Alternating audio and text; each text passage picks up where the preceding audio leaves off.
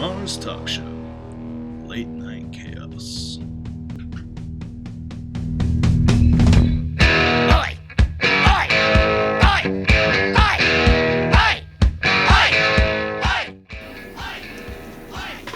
Good evening and welcome back, folks. I apologize, we have not been back in some time. I've been actually really busy in my actual day life. Anyway, joining me tonight again is Harrison Tyler. And we welcome him back into the show. And he's going to have his input and his say here and there once again. Thank you so much for joining us again, Harrison. How are you doing tonight? I'm doing well. Thanks for having me again. Alright, well, tonight we kind of did something a little special. We actually had put out a request for those who actually follow us through any of our pages, whether you follow us through Facebook, Twitter, whatever have you. We put out a request for people to ask us just any questions at all, of any subject they wanted us to talk about. And so I went ahead and collected all that up. And so that's what we're going to be doing tonight. So we're actually stepping away from the political, the news. So if that's what you came to hear, I'm sorry, you're not doing that tonight. So switch it off if you want right now. Or you can stay and listen. You might hear something pretty interesting still. Alrighty. So starting up for tonight. Let's see. We have Paige wrote us saying, "Why does Gary the snail from SpongeBob SquarePants meow?" I did a little research on that. And according to SpongeBobpedia.org, Gary the Snail is supposed to be the equivalent of a cat, but an actual cat would not live under the sea, hence the joke. Interesting enough, it also goes into detail saying Gary does not only meow, he actually does have other instances where he says something else.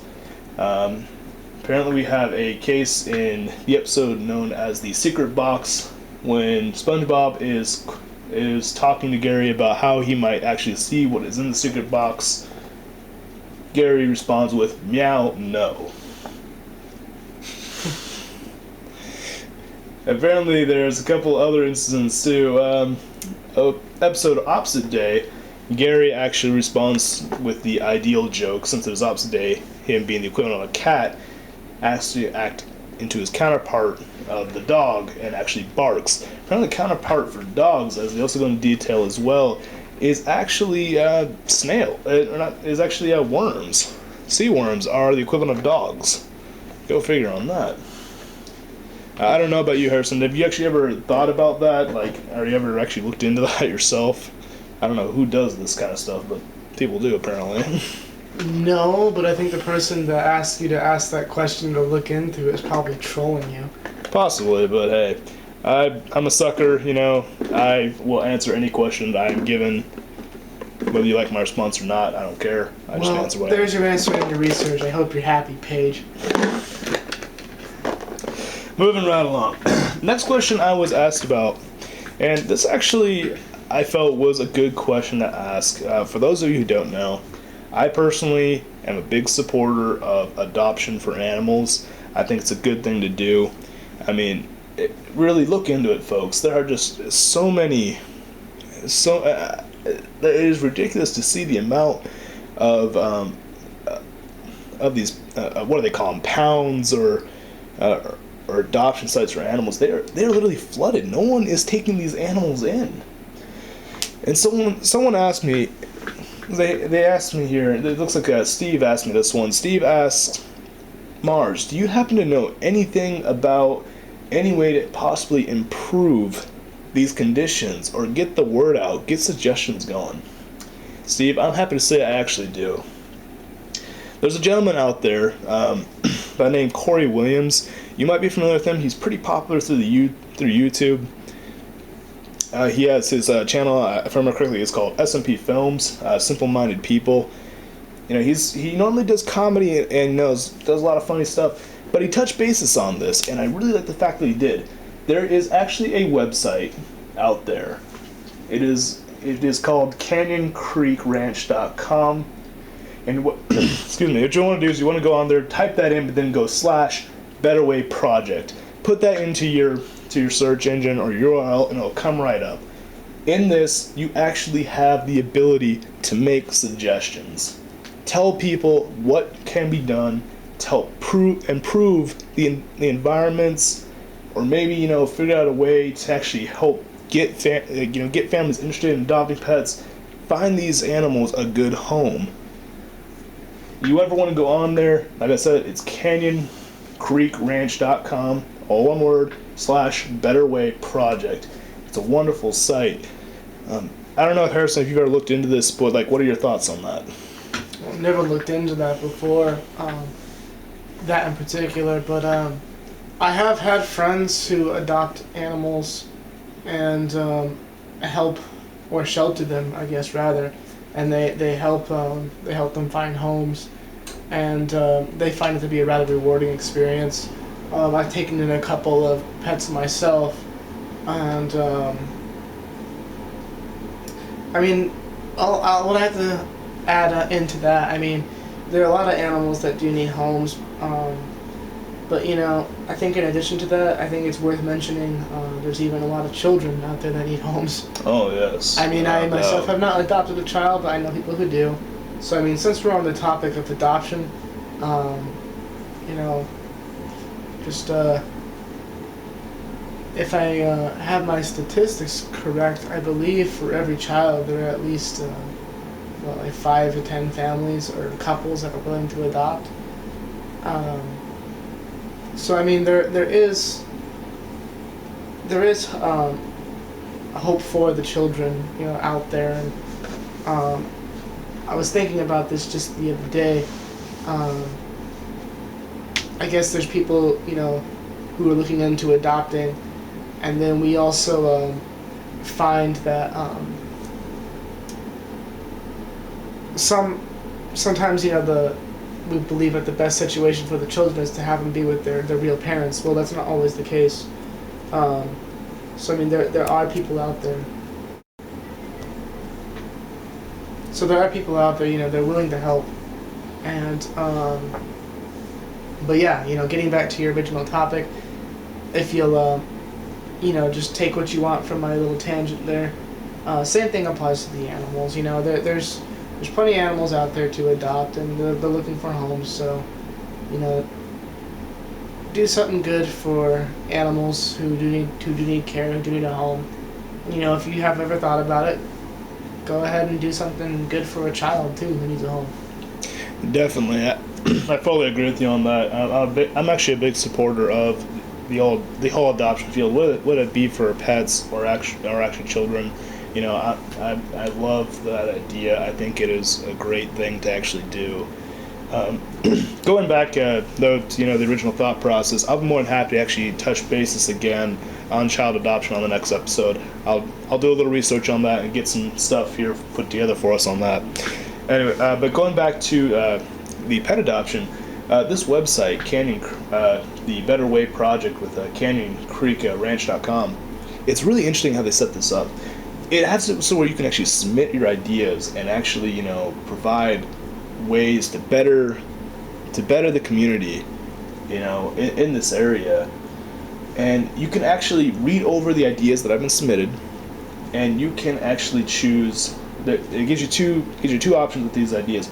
You can click support, showing that you want this idea to be implanted, you want to put in motion, or you can even share it. Share it through all your media sites or your friends, your family. Show them, what's going on here and how these people are coming up with this stuff. This is everyday people that will make a difference here, and that is really a beautiful thing. All right, we're gonna move right along here. I actually got before I forget, actually backtracking here, Steve, if you ever actually want to check into Corey Williams stuff, just go to YouTube, look up, he's got 2 channels. He's got SMP Films, that's a certain amount of people, and he's also got the Mean Kitty channel. You're probably going to recognize that right off the bat. I mean, that thing blew up when YouTube first started. I didn't know he was the Mean Kitty guy. Yeah, Corey's a great guy. He's really smart, just a gentle soul. I mean, like the cat, the Sparta? Yeah. I didn't know that was him. Yeah, that's him. That's funny. Alright, moving right along. I actually got some questions that, surprisingly enough, actually were kind of more personalized questions. I wasn't expecting that, but hey, whatever.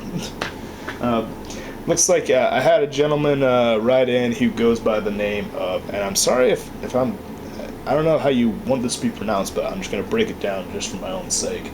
I had a gentleman who goes by the name Sky Bullets 01, I think it is, something like that.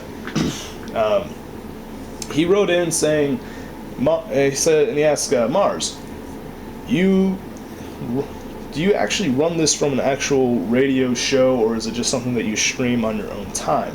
I'll leave that to your imagination. I don't want to tell you.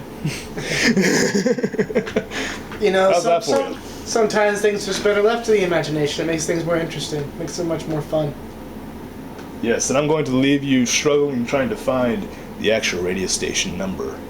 You're never going to know. Let me put it this way: Sky Bullets 01. I believe that's what the name was. Sky Bullets 01. Like that, okay. I think. Alright, well, let me put it this way to you. How disappointed were you when you found out that Santa Claus and the Tooth Fairy and the Easter Bunny didn't exist? I actually don't exist. This is all a recording. I don't exist either. I'm just a part of someone's subconscious mind. Moving right. Okay, I'm sorry, Skyball 01. As I said, I'm gonna leave that to your imagination. Try and look us up if you want. Do whatever you can. I don't care. But I'm not gonna tell you. Alright, moving right along. I had another person write in. Taylor writes, Mars, you sound so incredibly young and good and wait, sorry, I gotta go back and read it. I don't remember what it was now. You should have them up anyway. I was trying to actually memorize them so it would make it go faster. I mean, I know you want to have a comfortable setting and all that, but it makes your show run a little more smoothly when you have these things in front of you to begin with. I'll do what I want. It's a very laissez-faire type of scenario you have going on here in your show. Alright, there it was. Alright, I remember. Okay, yes, Taylor, sorry. Taylor writes in, Mars, you sound like you have you sound like you have a good sounding voice. Did you ever take any voice lessons? No.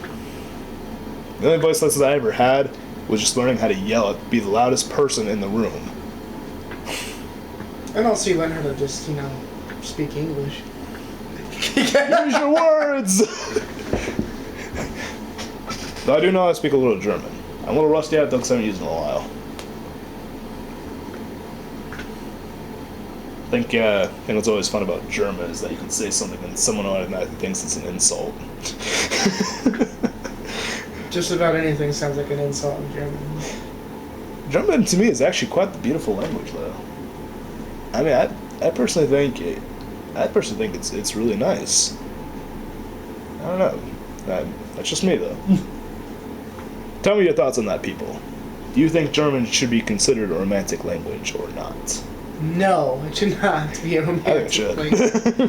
Well, I mean, here's what romantic language means is it has to do with the romantic period. Doesn't actually mean that it's a romantic language, meaning like love. It just has to do with that period of time. It was a language that was common and popular in the romantic period. That makes sense. Hence, a romantic language. French, Spanish, Italian.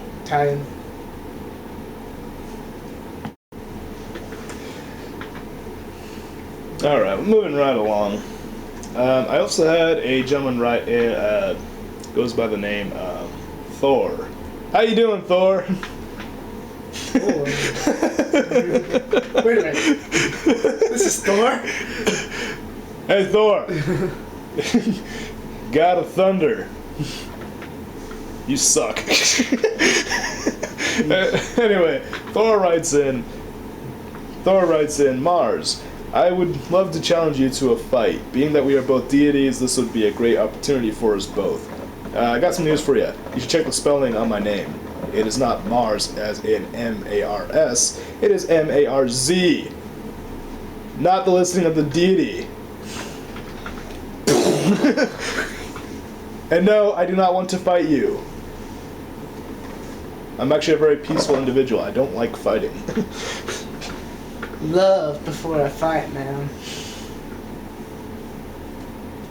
You can ask anyone that, you know, okay? I want you to, you know, you feel free, you know, if you know me in person and you are questioning if either I am a peace-loving person or actually a fighting maniac, feel free to ask anyone else who knows me.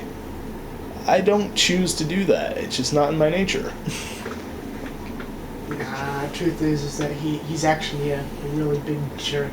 He picks on little kids. Steal the lunch money. Buy me some chicken nuggets with that.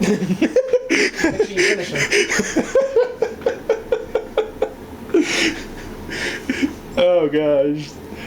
Sorry folks, that's a bit of an inside joke. There was this picture out there. I'm sure some people have seen it, this meme. Well, I'm not sure how much of an inside joke it is. It's kind of been all over Facebook. Oh yeah, I'm pretty sure people have seen it. But if any of you have seen this picture, it's this picture of this of this gentleman who's in a trash can. His head is coming out of the trash can deposit section, and he's got this crazy hair and wide eyes, and they've captioned it saying, "Hey, you didn't finish your chicken nuggets." And that to me was hilarious.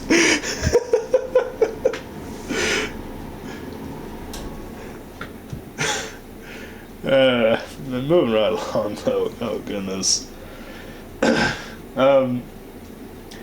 Had another person write in, Mars. I've listened to the voice recordings you did when reading literature. You sound very fluent with it and very relaxed. How do you go about doing that? I just read. First thing you do is you go take a dump to relax your body. Second, you grab yourself a nice bottle of wine, preferably a red wine, and you guzzle that down.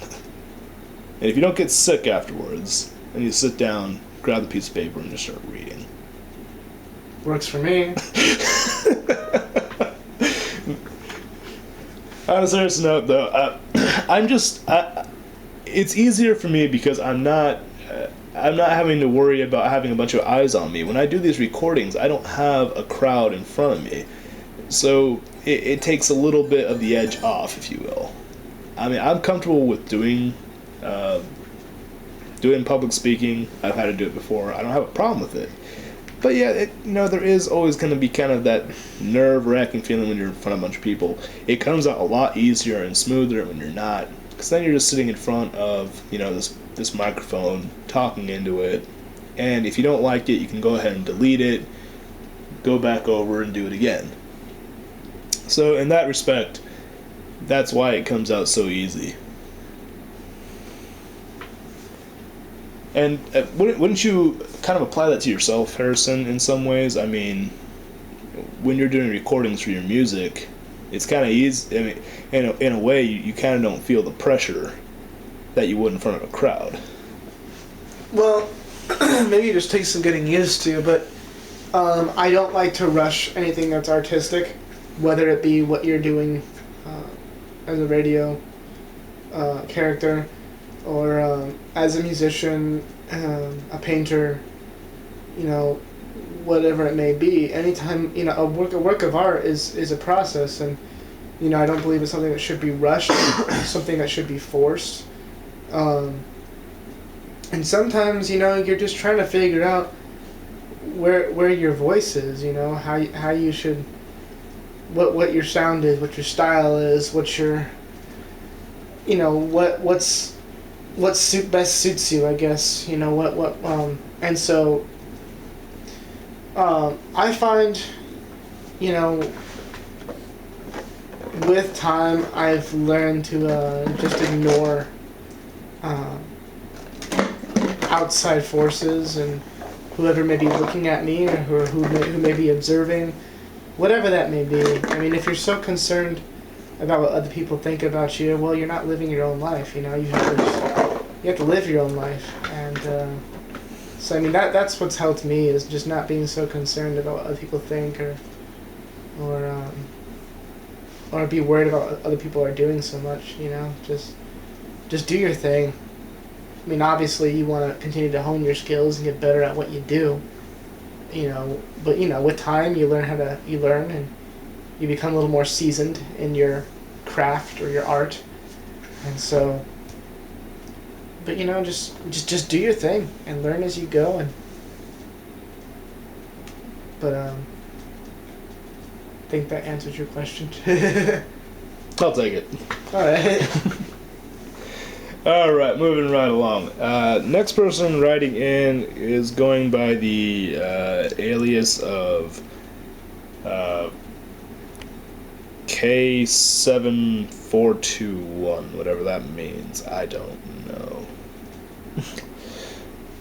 Anyway, K427 writes, "Hi Mars, love what you're doing with your show. However, though, if you recall, you had originally at one point been looking to do stunt video." Oh God, I forgot about this one. Yeah. Okay, continuing. Continuing right along. Yeah, they ask, yeah, you originally were wanting to do stunt videos. I know who this person is now. I hate you. You originally wanted to do stunt videos, and you did one where you broke an apple in half with your head. Yes, I did do that. I think the video is actually still up there if anyone's wanting to check that out. I kind of look back on it and think it was a little stupid, but you know, hey, whatever. Yes, I can break an apple in half with my head. You want to go check that out, feel free to look it up. I'm sure you can find it out there. Gee. And also a disclaimer on that, please do not try that at home. It hurts. He still has a bump on the head. Which amazingly it turned out to be the shape of a lightning scar like Harry Potter. I am the chosen one.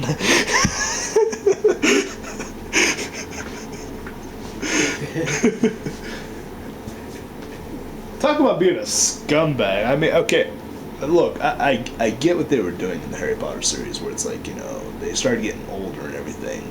But, like, you know, when they started playing in the whole chosen one factor, and, like, you know, they started bringing in the whole relationships and, you know, teen drama with it all. Scumbag Harry Potter is trying to use it to his advantage to score, though. What a jerk. Seriously. Well, come on, man. I mean, think about it. If you were in his position, you know, and you have that male mentality where you're kind of trying to be dominant. You're trying to be the alpha male, and you know you're in a position of power, and sometimes you just let it go to your head. It does happen. I don't remember how the whole scene went, but I remember it was like something to the effect of like he's talking to Hermione. Hermione's just like, oh, this one girl likes you because she thinks you're the chosen one. And he responds with, I am the chosen one. It's like, oh, that's smooth. If I was living in that kind of world, trust me, the last thing on my mind would be scoring. Frickin' magical powers, dude. Come on, there's a lot more you can do with that. I'll be thinking about how to score with the magical powers.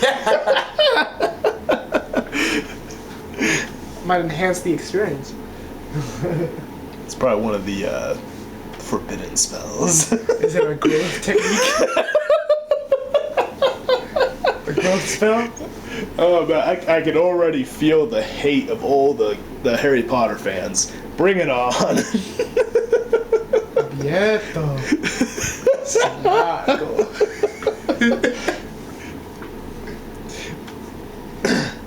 It's probably why they don't like you saying "me gusta" in Spanish. That's probably it. Me gusta. Oh, you got a story with that. Back in Harrison's younger days, when he was first, you know, just a struggling young man trying to get a job. You had a job at Arby's, wasn't it? Yes. Yeah, you got a story to tell with that word Magusta getting said. Why don't you tell that? Well, without using the word use of profanity. Yeah, bleep it out. Quack. I don't even remember how it got caught up, or how am I trying to say? You got this crazy lady working. No, I just don't remember how it even started to begin with. Like, what were we talking? I don't remember what you were talking about. Some other guy I was working with there, like, we were talking about something. I don't know. I think we were talking about the size of. If there are any children listening, cover your ears. I can talk anatomically and still make it appropriate. I think it was the discussion of like male genitalia or something like that, and how there is such a thing as, too big and too small or something like that. And it was actually a very polite adult conversation. We weren't being vulgar or anything. We were just talking about it and just how some guys brag, and usually the guys who brag too much about their stuff usually are lying. But anyway, I don't know. We were talking about something like that, and he makes a comment to over one of the workers in the back, this lady there, who was of Hispanic descent, and he looks over at her and he's just like, "Me gusta," because I don't know if she was listening in on the conversation or not, but she kind of looks over and kind of gets mad at us. She's like, "Oh, who said that?" And not exactly in those words, but it was. You get the idea. Tell you, man. You gotta be careful what you say. It's for certain people. They don't take too kindly.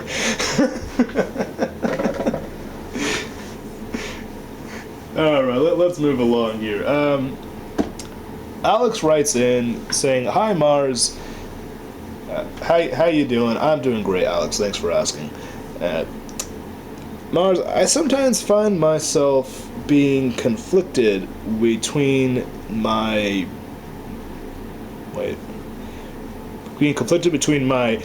performance self and my everyday self. Is this something you encounter?" No, not really. I mean, who I am, performance-wise, is pretty much who I am almost on a daily basis as well. I mean, there's not really too much of a difference between the two. I think my daily self is a little more quieter, not as loud, but still same thought process, same speech pattern, verbal grammar usage. I don't know, is that something you ever experienced? Yes. I don't know. My alter ego. I think that's what they're asking. I think sometimes it's easy to get lost into your character, or your alter ego, or whatever. You kind of get sucked up into your mind. You kind of do get sucked up into your mind. It's like.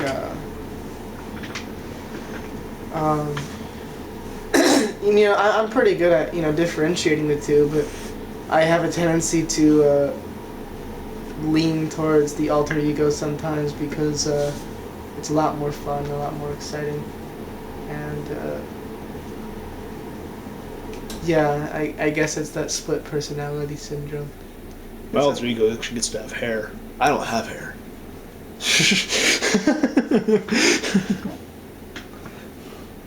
But it's pretty happy just pretending to be somebody other than myself sometimes. I think it's pretty fun. But my alter ego is still me, just has a different name. Yeah, I think that's really the only difference you would find between myself and my performance self. I mean, I rarely really feel any conflict between the two. They kind of harmonize with each other. They just have different names. But as I stated, my performance self is probably a lot louder than my daily self. My daily self's a little more quiet. Doesn't really talk to too many people. But here I can shout and yell all I want. You can't do nothing about it. I can do that in public, but I'm sure I'd piss someone off and they'd punch me. All right, move. Well, someone could just come find you and just cap you, take you down right here. That too. I don't know if that answers your question or not, Alex, but hey, we tried.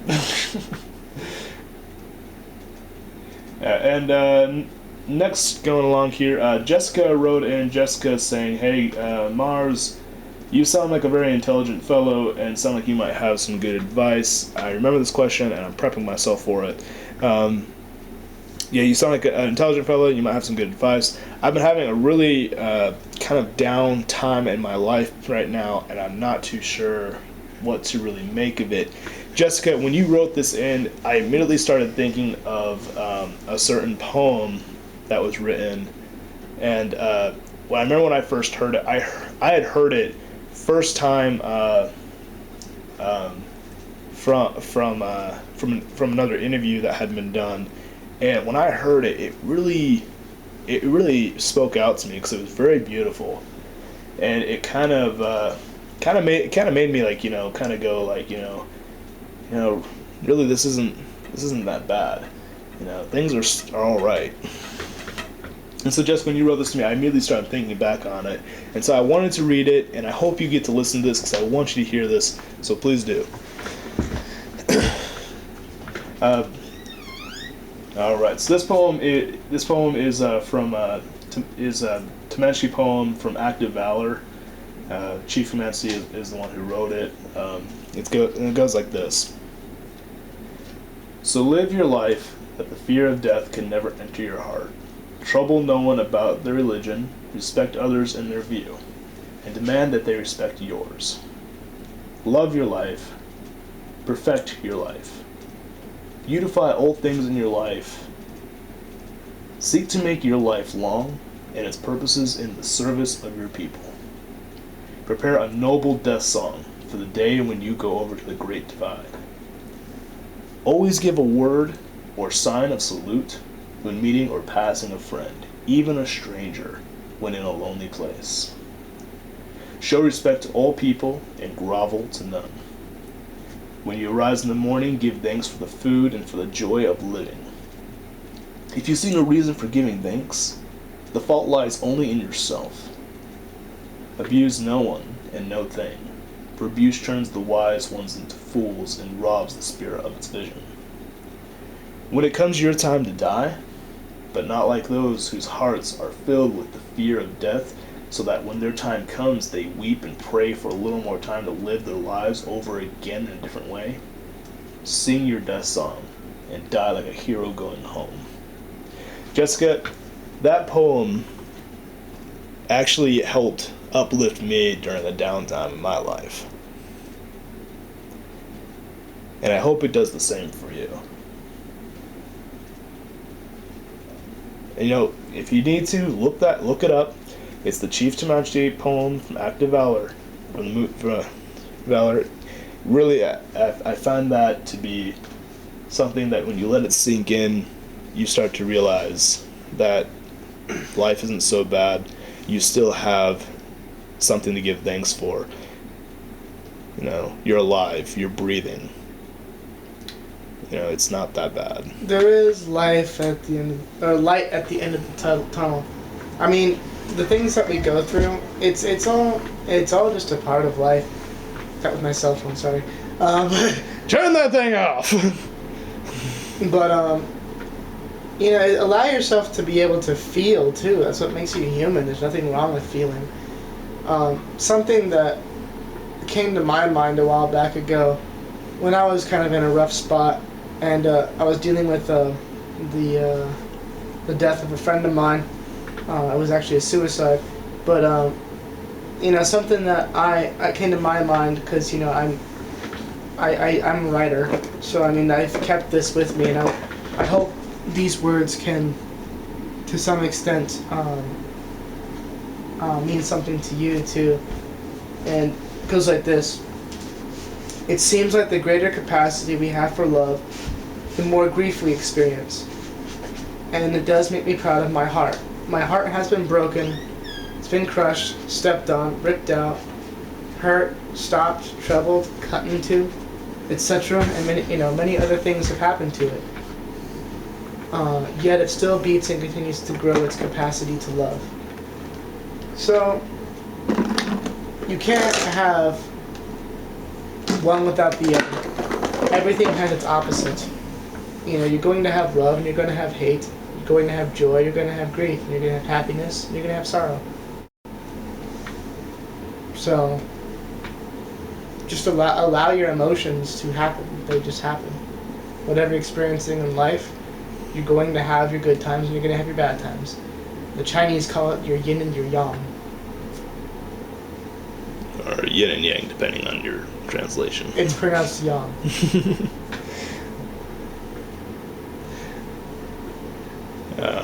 Well, Jessica, you know, whatever you got going on in your life, I just want you to know it does get better.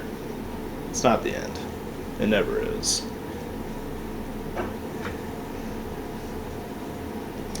Alright. And we're gonna keep pressing forward here. The next question, and I believe this is actually gonna be the final question, is Mars, will you ever be bringing on more guests? I like the fact that you brought on a special guest. I have one here with me right now. I know he was here before. But yes, we will be bringing on other guests. We are arranging for that. Unfortunately, that does take a bit of time, and it's very straining to convince people to come on, because people are people. And they're all busy with their own schedules. I'm always a special guest. And I'm always honored to be asked to come onto your show. Thank you, I appreciate that. But no, it really is. It's a very straining factor to work people in, because you know you have to work around their schedule, and they have to work around yours too. So you have to find that meeting ground where both of you can actually meet. That's not an easy thing to do. You know, I've been doing this kind of stuff for a while now, but you know, never is an easy thing to do to arrange those things.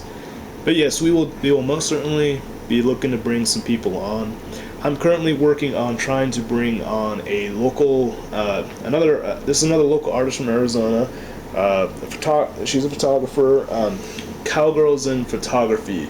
I'm looking to bring her on eventually, and hopefully we can do that soon. She's got some amazing work, very talented, and she knows so much about the photography field. It's amazing. So hopefully we'll be able to get her in here soon. And I'm also looking to try and bring on another artist here. Trying to remember his name, and I can't right now. That sounds really bad. There's a gentleman I recently encountered, and I wanted to see if we could possibly bring him on.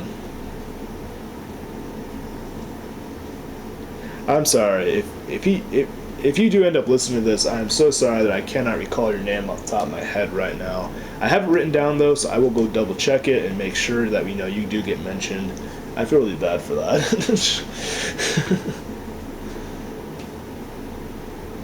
All right. How'd you come in contact with this fellow? Let's see here. It was through one of my friends. You know, one of those, like, you know, person knows a person, whatnot. What does he do? They're a cosplayer. For those who don't know, I'd be really surprised if someone doesn't know what cosplaying is nowadays, but just in case someone doesn't, cosplayers are individuals who will dress up and act in the mannerisms and behaviors of characters from anime shows. I thought it was really interesting to actually talk to one, because this individual, he is actually very talented at what he does. You know, he's very skilled. You know, he makes all his costumes on his own. I just feel really bad that I can't recall his name off the top of my head right now. But I'll definitely make sure you get mentioned, my friend. I am so sorry about that. I feel really bad. I feel kind of like a big jerk for doing that. But yeah, we definitely hope to bring him on eventually. I think that'd be really good. eventually, I'd also like to bring on my really good friend, Kyle Lawton. He was on here previously, not for the Mars Talk Show, but we did an interview with him through Childlike Minded Productions. If you keep track of us on there by chance, we did an interview with him. He is an artist by drawings. He is very skilled at that. But also, the main thing I want to bring him on here for, because he is currently becoming very. He's taking quite the rise in the martial arts world. He's actually going to be coming through town soon here because he's got a national black belt testing to go to, if I remember correctly. So I mean, he's really getting his name out there with that. So hopefully we can bring him on and talk to him. I mean, he's very skilled at what he does, both through drawing and his martial arts. If you're looking at his drawings, you can find him on DeviantArt. I believe it is the Revolting Madman, if I remember correctly. You can find him on there and check out his artwork there. But I'm very interested in getting to sit down and talk with him about his martial arts accomplishments, because he's having quite the impact on that currently. Well, that's all the questions we'll be doing for tonight. I apologize. I recognize this episode's going to be a little shorter than usual. We usually go for about an hour. We're going to be a little under an hour this time. But yeah, we didn't really have a whole lot of questions coming through this for tonight. But I do want to make mention of that. Please do ask questions. I love it when people ask questions. Because then I get to do more research, find out more stuff. It just makes it more entertaining. Anyway, thank you so much again, Harrison, for joining us tonight. I really appreciate having you here. It's always a pleasure. Yeah, absolutely. One last thought, if I may. If you're a local musician looking to start a band, and if you really like just pure rock music, and you're not looking to actually, if you're just looking to start a rock band, is what I'm getting at. Just looking to start a rock band, and if I'm mainly interested in looking for guitarists, bass players, and drummers. So if you don't mind me being in the position of a vocalist, that is what I like to do. So, but I do play instruments, so I can always be a part of the songwriting process, but I do write my own material too, as well as poetry, lyrics, and what have you. But I'm also looking for the people who are capable of writing songs themselves. So if you are looking to start a pure rock band, and you love the sound of old 60s, 70s music, and you even expand your horizons onto other genres of music, 80s, 90s, I'm just talking just music in general, please feel free to contact Mars or myself, and I'm more than wanting to connect with you and see if we can work together to possibly create something good, something great. Just so we can make it a little easier on them, I will include again a link to Harrison's Facebook page where you can contact him directly. If you have kept track on us, I included that in the last time we had him here with us, but I will definitely include that again. So that way, if you are interested in that, you can go ahead and connect with him through there. And just to clarify, when it's local artist, he is stating he is looking for a local artist in the Phoenix area. So, if you are a local musician, particularly the more towards the East Valley, not so much the West. Okay. So if you are a local musician in the Phoenix area, more towards the East Valley, feel free to contact Harrison. But I'm willing to broaden the horizons. But yeah, Phoenix area. Chandler, Gilbert, Mesa, Tempe, Scottsdale even. So. Let's just leave it at the Phoenix area. If you are a local musician in the Phoenix area, feel free to contact Harrison. Alright, folks. Once again, thank you so much for joining us tonight here at the Mars Talk Show. We will definitely try to keep more on top of this. Again, I apologize. We just were really busy. We didn't have a whole lot of time to actually sit down and do this. We will definitely make sure we keep this rolling for you folks. Thank you so much for listening in, and we will see you next time. You folks have a great night.